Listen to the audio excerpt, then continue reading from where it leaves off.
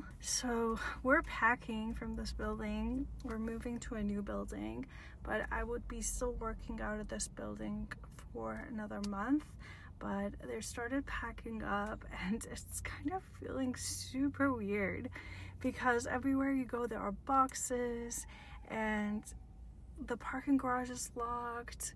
They're making some demolitions, little bits and pieces, because we sold the building, so somebody else has taken over.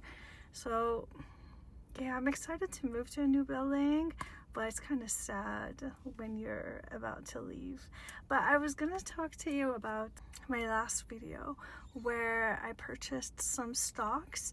I bought it when it was about to go down because of all the tariffs that has been put in place. I was talking to Josh and he said that one of his coworkers, financial advisor, was saying that it might actually go even further lower. So hold off to them until they could, make a good deal. So they didn't purchase anything, but I have been on like an automated cycle. So every paycheck I put money aside because I'm trying to make into my Roth IRA limitations, that's 7K. So every month I'm taking a little bit and I'm working towards that. So I'm on a schedule. I was just like, okay, I might go lower, but I'm gonna go ahead and purchase. So then I checked the news and everything went super up, and that brought up this point where in school they always told us if you have little money you really can't outsmart the system. So especially the stock market, you don't really can play around as much as you would love to. So the best way is just to be consistent. So no matter what is happening in the market, you just do your thing. Every month come and purchase. Now if it goes low and you have some money set aside, some cash, well then buy. And if it goes high, then don't buy anything extra. Just do whatever you're doing. And overall it pays back in the long term because of your consistency. It just reminded me of that, where you can't be greedy with the stock market because we don't know the rules. We're not really in the meetings with the higher ups and all these people who have all the sort of connections. I'm speaking of myself. So the best way is just not to think about it and put money aside every month and keep doing it. Sometimes you're going to hit it on the low parts, so it's going to be beneficial, and sometimes you're going to hit it on the parts that are not very beneficial to you. You're going to buy it and it goes low the next month, so it's just all part of the game. But yeah, that was a reminder today to me. So yeah, I just thought I would share that with you. All right, so let's head out home.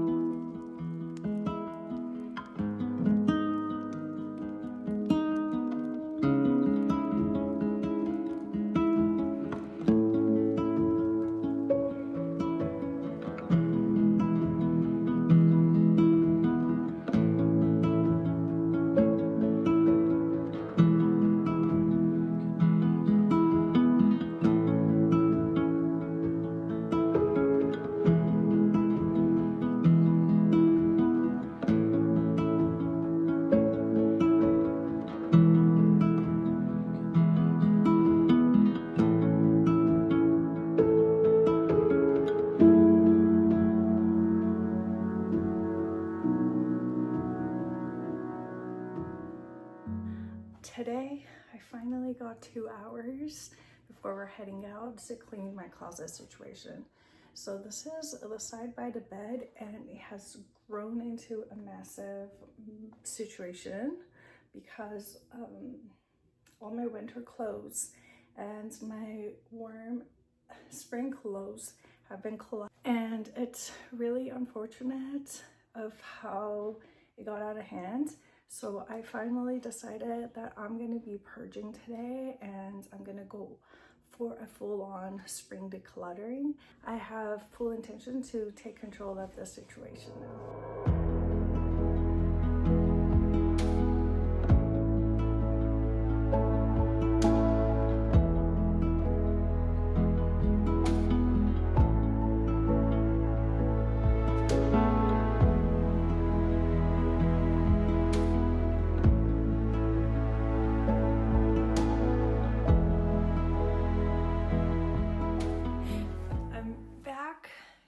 little update on what happened with my closet organization declutter process. It took me forever. It took absolutely much longer than I thought it was possible to spend time, and it was like one thing led to another. So I started with clothes, and then I moved on to my shoes and my accessories, my bags. So it just took a whole new level of decluttering. But I don't think I cleaned up as much as I wanted to. I cleaned about 3 or 4 bags, but I still have a lot more stuff than I have closet space for. And yeah, I think this is going to be a process, my healing journey process. I've been able to let go of my clothes, but I'll show you in a little bit of what I decided that I'm going to be doing moving forward. It's a process that actually Josh recommended me to do, and it's kind of funny and embarrassing, but this, I'm facing it. I'm facing the trauma in the face, and I'm willing to try whatever it takes to get the situation under control. I wanted to share with you some of the notes that I have made and what has worked with me in the process of purging, just in case if you are also struggling with it, or someone who is. Some of the things that helped me to purge was actually wearing each clothes. Like for each item, I wore it and I asked these questions. And in the past, I would just browse and look through them in my closet. I'm like, yes, yes, yes. But this time wearing them made such a big difference, because some of the things over the years look different on you, or you assume they will look different, but once you try it on, it's not what you have been thinking about, and your style changes as well. So it was a good idea to wear every single item.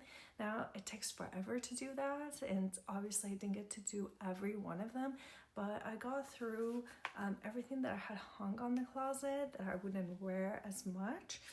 So that piece was really healing and getting through. And I tell you some of the questions I asked myself while I did this. So some of these is around changing my mind frame around it. For example, I told myself that I'm not getting rid of clothes today. I'm actually honoring what has served me. I'm choosing what still supports me and continue to help me to be who I want to be. And then I talk to myself as my child self. It's like, you did the best that you could at the time, and I'm taking care of us now. We're safe. We get to feel good in whatever we wear. And some of the release that I was able to do through purging was that I would thank each clothes, and my mind frame was, I am thanking you for being with me, and the memories we created together, for the comfort you gave me, and you helped me out through the season of life, and I release you with love. And then I had different piles. I had one pile that was guilt pile. So it was like a piece of clothing that was gifted to me that doesn't fit anymore, or I struggled to buy that clothes. Either financially was a lot for me at the time, or I was looking for a particular style that wasn't easy for me to find, and I finally did. But now over times, I'm not looking for that anymore, but I just feel uncomfortable to let go. So that was my guilt pile. And then I had one that was fantasy pile.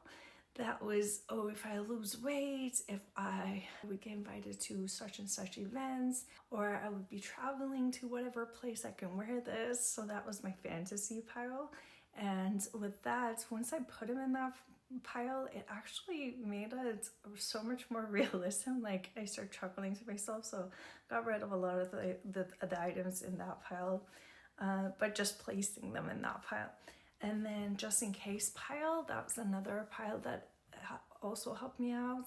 I pretty much didn't keep anything of just in case. I got rid of everything in that pile. Just placing them in those different pile system really helped me out. Now that I have all of my clothes ready to donate, I'm going to be heading out and release them with love in the care of whatever family or person it comes to get them. So I feel amazing about that. And I'll show you what is my current situation in a second. So you get to see what is my new project that I'm going to be working on. So this is my current situation. This system was recommended to me by Josh, seeing me struggle every day. And, you know, I finally gave in and finally decided this might be the best way to go for. So I went to Walmart and got these baskets. And they were each like $6-7. They're laundry baskets. And in here, I have piled up what I would usually wear mostly. So this one right here is all of my everyday clothing items. So it's pants and shirts that I wear around the house all the time getting work done. This one right here is all my tops that I would be wearing with skirts or with pants or shorts. That in the back is my dresses, but these are like comfy dresses like the one that I'm wearing right now that doesn't really need ironing. Here I have shorts, and here I have all of my pants. And you can see that I have a lot of pants. And that's a lot compared to every other pile of my pants. But then again, the fabrics of the pants are also pretty heavy. So when you're folding them, they kind of look that much. I wanted to talk a little bit also about my trauma that I experienced with items of clothing, and I'm only sharing this if anyone else is also struggling with the same pain and the trauma. So growing up, I didn't have a lot of clothes, and I got really ridiculed for the clothing that I wore. And this was consistently happening. I don't know if it was the culture, it was the people around me, if that was really the case. My parents weren't buying me clothes. I was so little to understand what was happening. But what I could put together in my child brain was that I'm not being loved for my clothes. I can't make friends, they're ridiculing me. I'm not like them, and what is making me different is what I'm wearing. And most of the ridicule was that I didn't have enough clothes. I kept wearing the same thing over and over, and that created this problem for me that I am just looking for variety of numbers of different things so that I wouldn't have to be wearing the same thing over and over. So the quality of my clothes are not really the best. I get them in discounted cheap clothes, but it's a lot because of that reason. And it's so funny, you know, how something that happens in your childhood is hurting you this bad as an adult. Now in my 40s, I'm still struggling with it, even though I have gone through therapy for this and I can comfortably talk about the pain, but it's still something that in my brain default is just how it is. It just became part of my personality that I just need to have pretty clothes just in case. If we meet new friends and they're inviting me out, so I don't show up in the same thing over and over. So some of the things that I wrote down in my notes and through journaling and talking to myself, I have found out that there are still the hurt points. And I wanted to share with you. So these are the things that I've been telling myself, that this is not about fabrics. It's ridiculous, you know, when you talk about it. It's really not about fabric. It's about protection. And clothes became the symbol of my worth and belonging and memory. So I'm one of those people also, I build memory with clothes. So if I go somewhere and I have a great experience, I keep that because it always reminds me of that moment, and I actually cherish. I try to be very careful not to wear that clothes, and I realize that that's coming from scarcity mindset. So that's another thing I'm realizing, and I'm able to let go. That was one thing in this purging session. I was able to really get rid of anything that I had memory attached to, which I'm so proud of myself. Yeah, so I have growing up scarcity and shame and guilt were formed as a deep attachment to clothes, and I have deep, painful, emotional imprints because of what happened to me. And now I want to feel safe to own beautiful things. I don't need permission to own or enjoy what I love. I am allowed to wear joy daily. That's another thing, that in a daily life I don't wear my beautiful clothes. I save them just in case, for that in my back of my head, that one time, that one opportunity, window of a chance that the friends will show up and they're inviting me to be part of them, and I want to have cute clothes that I can actually be belonging to their group. Some of the questions I asked myself was, what season of life this piece of clothing carried me, if it complete its purpose, because some of the clothes, it was through like a job that I worked like 10 years, 15 years ago, and I obviously don't have much connection with that part of my life, and I was still holding on to the pieces of clothing that I used to wear at that job.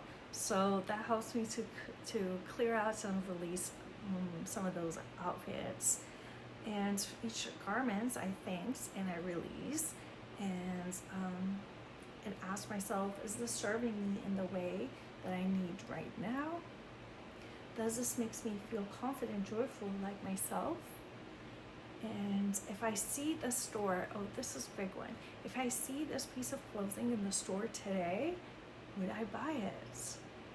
You know, with that mindset, I still can get rid of a lot of things that I have in my closet. Like I said, it's a lot of the things that I have is just super worn out, but I'm just holding on still because of holding on to the variety, or because you never know, that friend may show up and I want to have this piece of clothing that I think I would look cute, so to impress my friends, my new imaginary friends. The other one is, do I hold on it because of a guilt, or do I really truly love it?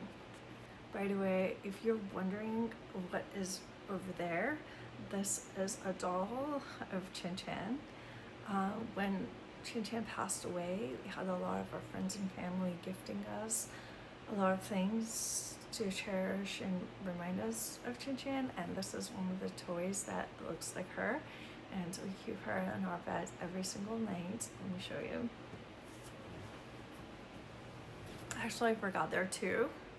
So this is the mini version of Chin Chin, our dog.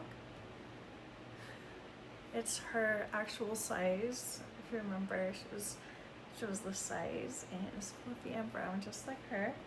And this is another gift that we received, is her face is printed into a pillow. And when we got this, because this is literally her face, we cried so hard when we received this gift, because this is actual her face printed on this pillow. So we keep these two on our beds every night with us, and she's constantly in our thoughts, and it's just so hard. It's so hard to lose a pet. If you're going through one, I absolutely resonate with you, and I'll keep you in my prayer, and I hope that one day the pain subsides and hurt less. But for now, it is what it is, and yeah. So we have Chin Chin in our bed every night with us in the form of toys and plushies.